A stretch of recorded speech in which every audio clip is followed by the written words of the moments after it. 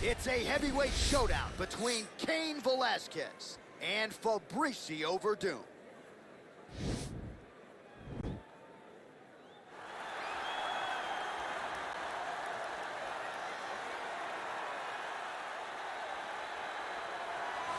Well, always exciting when this guy shows up on the fight card, Daniel. He is a true mixed martial artist. Not really any glaring weaknesses, at least, that he's put on film thus far.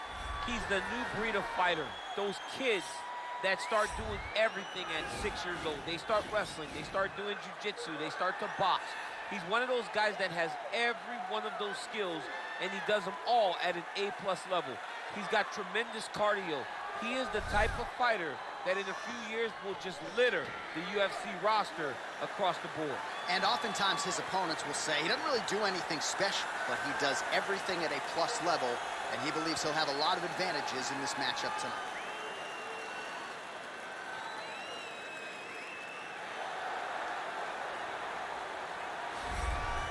All right, here he is, your teammate, the former UFC heavyweight champion of the world, Velasquez. And a lot of people ask, what could have been had he been able to stay healthy? No denying his status, though, as one of the best heavyweights we've ever seen. It's unbelievable that you consider him one of the greatest of all time, even though he's missed about 4 years due to injury. But when you look back to the Junior Dos Santos trilogy, getting knocked out in the first round, losing his heavyweight championship, to dominating him over the course of 10 rounds, is unreal to watch. The cardio, the pace, the pressure, the crispness, the tightness, and the accuracy that Kane possesses in his striking was truly amazing. No wasted energy. The Antonio Rodrigo fight, the Nogueira fight was truly a masterclass in striking, with Kane finishing them in 1 round. And now our tail of the tape for this heavyweight fight. The American is 31. The Brazilian is 43. Velasquez weighed in at 240 pounds. The reach is the same. All right, now for the particulars, here's Bruce Buffer. Ladies and gentlemen, this fight is 3 rounds in the UFC heavyweight division. Introducing first, fighting out of the blue corner. This man is a Muay Thai kickboxer and jiu-jitsu fighter, holding a professional record of 24 wins, 9 losses, and 1 draw. He stands 6 feet 4 inches tall, weighing in at 231 pounds. Fighting out of Los Angeles, California, USA, Fabricio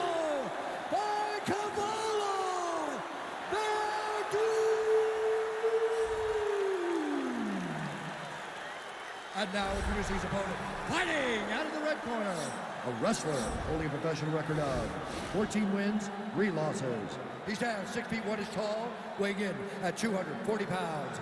Fighting out of San Jose, California, ladies and gentlemen, he is the former UFC heavyweight champion, Velasquez!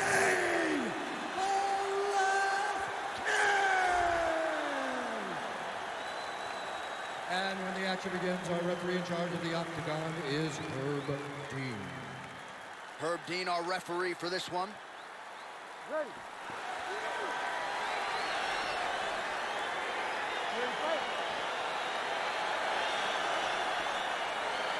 All right, well, there's been a lot of UFC history inside these walls here at Newark, New Jersey. Good to have you with us live from the Prudential Center here tonight.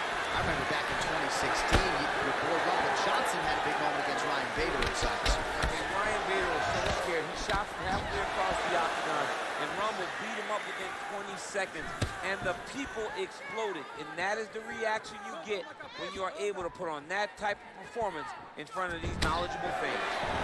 All right, single collar tie now. All right, so there it is, the early takedown. He told everyone here during fight week within earshot that he was going to try to wrestle, try to get this fight to the ground, and had no problem doing so just then. During their fight camp, they made a checklist, and they checked off the most important part of the fight, getting an early takedown. All right, so you got to be careful playing on the ground with this guy. You don't want to mess around for too long. He jumps on a headlock. We call this in wrestling just a headlock, and if you're not careful, you can get stuck in an arm triangle. Watch triangle, watch triangle.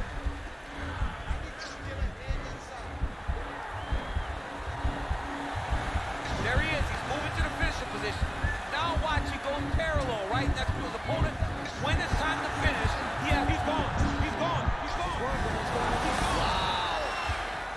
right into side control. Upper body strength figures to be put to good use here. Yes, absolutely.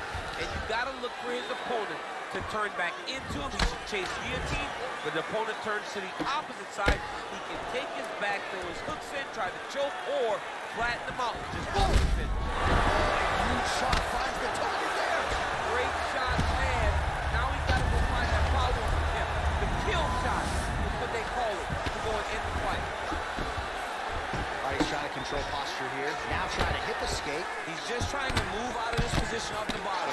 Well, you got to be working off of your back. He's certainly doing so here. Nice punch. Werdum's attempting to pass here, but he's denied by the defense. Oh, wow, that happened quickly as the fighter reverses position there on the ground. Unbelievable position change. Wow, what a transition. Oh, man, this ground and pound is good. Probably my favorite striking realm in MMA, and he's as good as it gets. The problem is the opponent is not controlling his posture. He's allowing his opponent to get up, and when he does, he creates this space to land these beautiful ground and pound combinations. Well, really nice work to keep busy off of his back as he lands some more offense here from bottom. 30 seconds now to go in round one. 36 total strikes have now found the mark for Cain Velasquez. Werdum's kick blocked. Big powerful punch lands. Now he gets back to range. Big strike lands. Big strike lands. Now he wants to try to chase down that finish. So a strong 5 minutes down.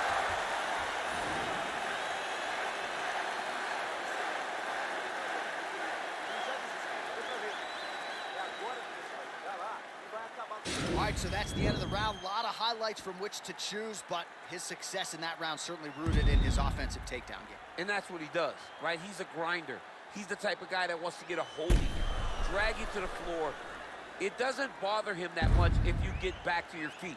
He just wants to continue to make you work the entire time because he understands this type of grind most guys can't keep up with. All right, round two.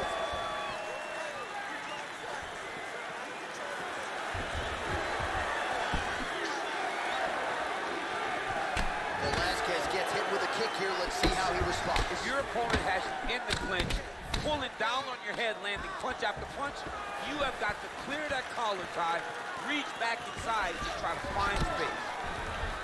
Stuffs the takedown there. All right, so now we are on the ground. Now he is in his wheelhouse. We'll see if he can get one of his submissions to pop here tonight.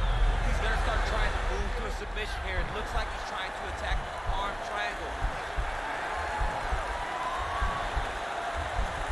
Watch triangle, watch triangle.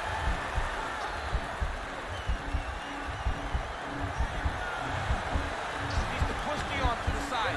Get his head against the mat. Now watch as he goes. Then he's out.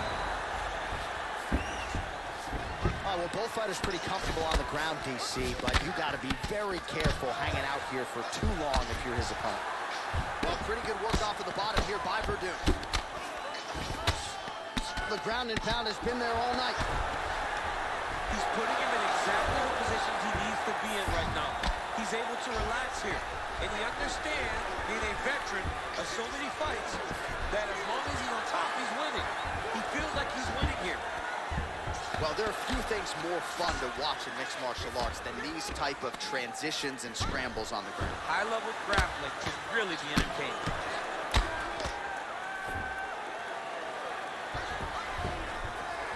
Oh, Werdum's right back to the full mount. Well, these are some excellent ground and pound strikes here, DC. There's an efficiency with which he operates in these situations. He knows exactly when to throw, exactly when to hold. It's allowing him to really control the grappling aspect of the fight. There's a song there, right? Know when to hold him, know when to fold him. him. Now the guy's got arm bar. He's attacking it on him. He's attacking arm bar now.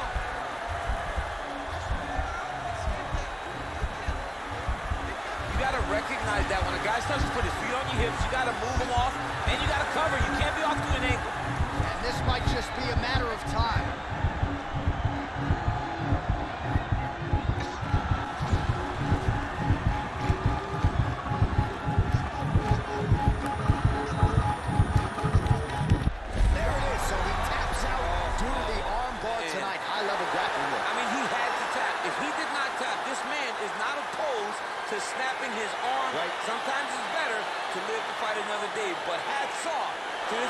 a great submission victory. All right, so there's the horn at the end of the round. Multiple takedowns landed for him over the previous 5 minutes. And you know what, John? Even more importantly, look at the opponent now. He's afraid to pull the trigger because he's been taken down so many times. Getting taken down is one thing, but having it happen to you continuously really does make you gun shy. And right now, he's very tentative to let his offense go because of the fear of getting taken down back to the mat again. All right, so a wild round and a wild sequence there on the ground. DC, talk us through the highlights. He's such a phenomenal grappler. I don't understand how people don't know that this guy wants to submit you. He is the best grappler, best submission specialist we've seen in a long time. Ladies and gentlemen, referee Herb Dean has called a stop to this contest at 4 minutes, 15 seconds of round number 2. Declaring the winner by tap out due to an armbar, Fabricio!